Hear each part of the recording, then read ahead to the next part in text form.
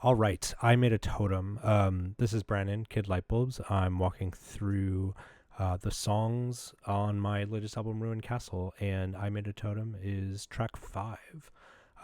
This song, like many of my others, goes back a bunch of years. The piano line in particular goes back to something like 2009. If you watch the Hope Inside My Baby's Heart video, you might remember that I was recording all these different piano cues for this film score I was trying to land as a gig early on in my attempt at a music career, and it didn't pan out. But this piano riff that I wrote really, really stuck with me. It stuck me for years, and I didn't really know what to do about it. But would find myself playing this all the time, and I just wanted something. Like I wanted to make something out of it, a song or something. And I had this very simple, na na na do do do do vocal melody in mind, but I didn't know what to say. Um, and I think it sat for something like 8-9 years before I actually wrote "I Made a Totem." Um, the lyrical concept goes back to I think like 2015. I remember going to this talk that I think like my landlord at the time was doing. It's very random, but he was doing a talk on the hunting of endangered species. I forget what species, but he used this phrase in the talk that really stuck out to me. And it was from totem to trophy, then to trinket. And if I remember correctly, he was using it to describe the idea that like these animals that are now like on the verge of extinction in some cases were at one point very revered by some civilization in the world as these, like very powerful, very majestic beings. Again, I don't know what animal he was talking about. It's been a long time. But at one point in history, we revered these animals, and then, humans get hubris. We start hunting them, and in some way or another, they become sort of like trophies, like a matter of pride that you sort of conquered this majestic being. And then eventually that becomes so commonplace that, the spoils of that victory or whatever just, become these little trinkets that kind of just linger around, because everyone's done it at that point. And while I am not at all well versed in endangered species, it's probably something I could pay more attention to. The phrase stuck with me a lot, and it came to represent like, the creep of consumerism and materialism. This idea that like, when I grew up, when my parents grew up, we had these like very well made, well designed, well implemented products in our lives. We still have, I think, some well designed products out there. But a lot of them get more cheaply and more cheaply made, and now we find ourselves buying $15 pieces of crap on Amazon that break every 3 months, and we have to replace them. And that's something that I've sort of grappled with quite a bit in my adult life, is just how to not let the creep of materialism kind of creep in. The sort of secondary meaning of the song, and that this is actually what caused the lyrics to form the way they did, was in the context of sort of the creation process as an artist.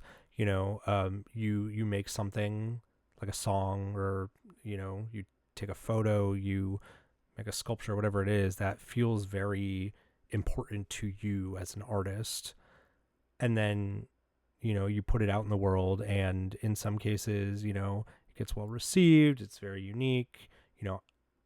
Other times you see 1,000 other songs that are just like it. And unfortunately, a lot of modern popular music, at least to me, feels like that. And as it's become easier and easier to produce music, to release music, you just find yourself hearing a lot of the same thing over and over and over, and it all sort of starts to get trivialized as a result. And I don't want that for my music. I really want my music to sound very uniquely myself.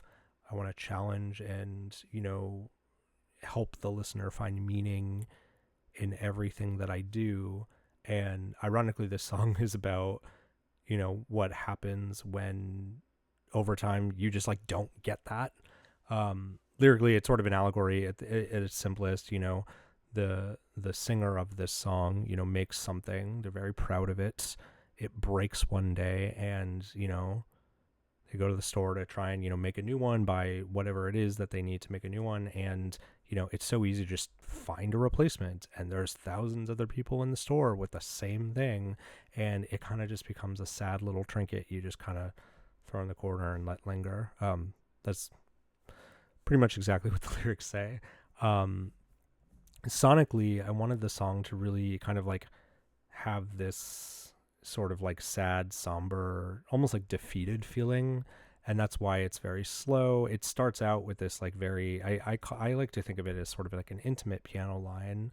It's something that you can almost argue is like a little bit romantic, but each sort of like B section kind of takes this song into like slightly darker, and then ultimately I would say like very bleak territory in the bridge, which we'll get to.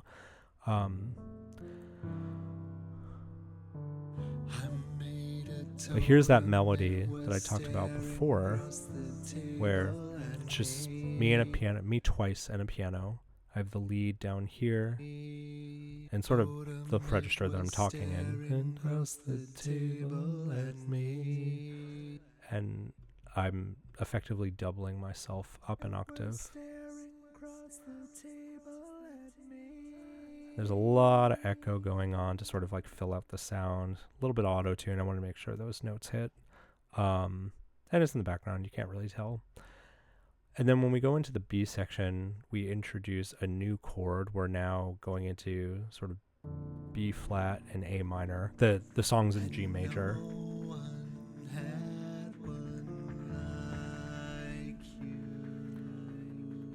And I'm not doubling myself anymore. I have this sort of held A note. And no one seemed to care. Almost like chanting against this this synthesizer pad, which is again just adding fullness to the sound. And this layer of what's actually sort of this dubstep drum loop, but I added a bunch of, again, kind of bouncing stereo delay. This is without the delay. But you can't tell with the delay as much. It kind of just forms a texture.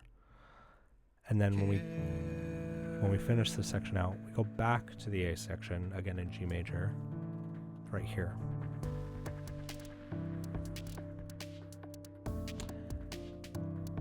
And this is one of two kind of drum kits that are introduced. This is a very sort of, again, glitchy drum machine kind of sound. It's sort of one of the Logic Pro sort of AI drummers, sort of before we started using the word AI to call everything that was based on machine learning. Anyway, this is really just adding more of this like jittery tension to the song.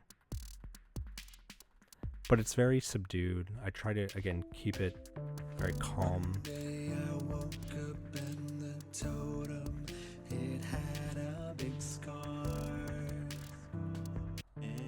And then, again, we have another B section, but we introduce another new dynamic in acoustic drums.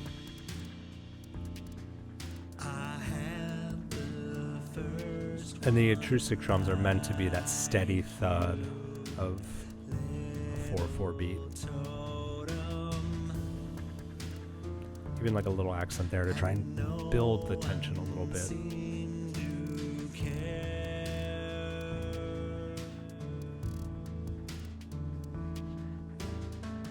And now we're at the bridge, in which we lose the sort of lead vocal, but my backing vocal is kind of lower in the mix. It's really just almost, I almost wanted to evoke sort of like kind of yelling from a locked room or very far in the distance to sort of simulate that on its way out, like you're kind of fading out of existence. We also introduce a bass line. This isn't me playing bass, this is just a software instrument. I like the tone, so I kept it.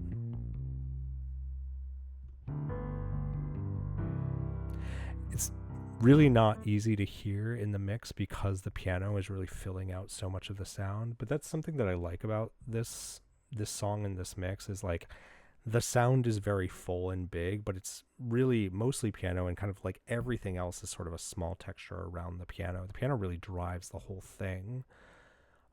In this bridge section, we also introduce this synthesizer lead, which sort of like it takes on a solo once we, shift into the next section more fully. I wanted to have something almost sound like a theremin, to like very pitch bendy, very kind of like whiny, almost to like literally sound like you're like crying and there's like a tragedy happening, in a sense. But the whininess of it almost like also sounds a little bit vain and wimpy, defeated, I guess is another word I might use. And it's really there to just reflect that feeling of like everything's just kind of going to crap.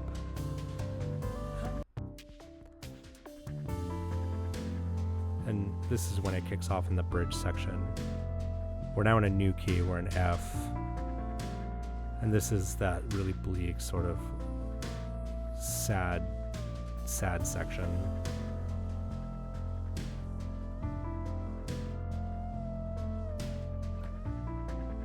And in that synthesizer, to try and like fake the theremin sound, I'm using a lot of pitch bending. I'll show that a little bit more clearly.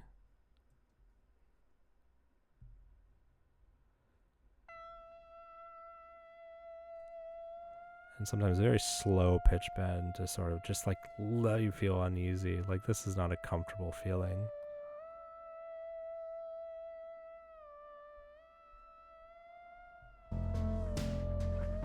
The last thing I'll call out is there is some guitar in here, but it's pretty quiet.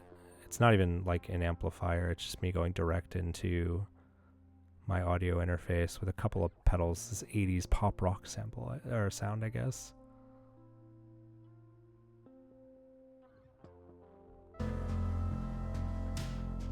And we kind of stay in this world and really sit in it. My wife, actually, this is like the one part of Ruined Castle she takes a little bit of an issue with, since this drags a little too long. But I think it's important to drag and just like sit in the muck of this song and build back to that climax that we're coming to in just a second. And the reason for the build is to get to this climax, which is really, again, the same A section, but just much fuller.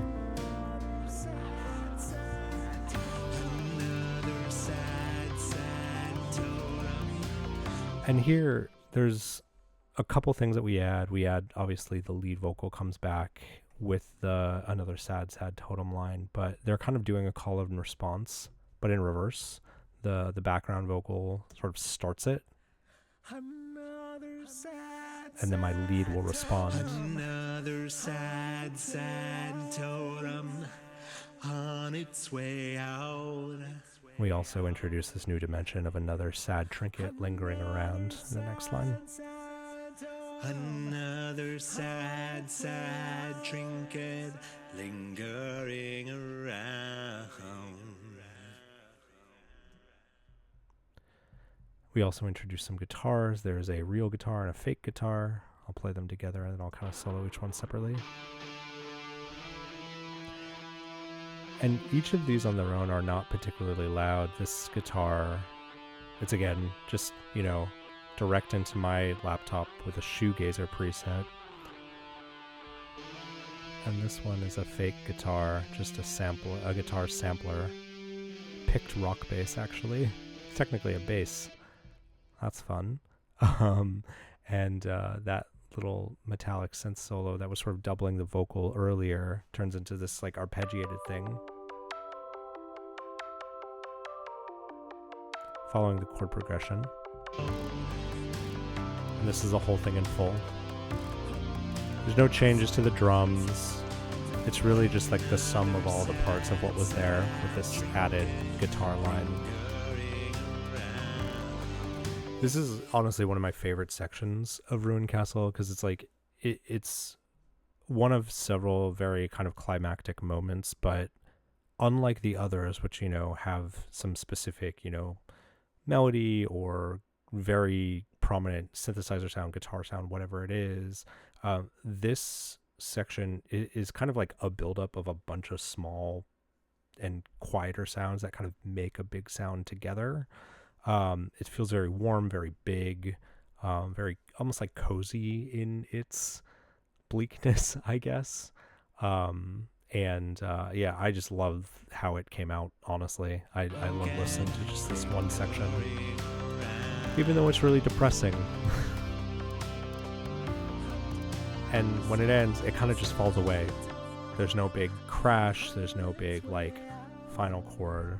It all kind of just drops off with the piano finishing it out. And I wasn't sure how to end the song. I didn't want to do like a big chord or anything to end it. I started thinking about, Justin Timberlake's Future Sex Love Sounds album, which, as much as, I don't really want to talk about Justin Timberlake, I really do enjoy that album, probably mostly thanks to Timbaland, but some of the production decisions on that album I find super interesting, especially this idea that like many of the songs have these like extended second halves where, you have the 4.5 minute long single, and then there's like this 3 minute, inversion of the song or like a remix in the same context of the track. And I've always really loved that when an artist or a band will sort of like extend something in a way that is like really interesting and like almost turns the song upside down. And I'm not talking about like a Freebird thing where like, they'll just guitar solo for 7 minutes after the song technically ends, but you almost like reinterpret the song on the fly. Lana Del Rey most recently did this with her song A&W, which is honestly like one of my favorite songs of last year. And I kind of wanted to do something here, but I didn't know what. So I kind of just ended by playing the root notes of the piano, letting the vocal kind of like bring that fade out to a close. And I was like, I'm going to do something after this. I'm not sure what. And I kind of just left it. And that technically ends the song I Made a Totem. Later in sort of the process of making the album, which became Ruin Castle, I recorded this like weird, very atonal piano improvisation. I think I gave it a title of Throbbing, because it's got this like weird like bass note that just keeps like throbbing in the low end of the piano. And then my wife wrote this poem that fit really well, and it sort of like evolved into the second half of this song. It's just this really dark, weird development on I Made a Totem. And that is Puppeteer, which is the second half of track 5. And I'll make another video to talk about that song. But that is I Made a Totem. Thank you for watching.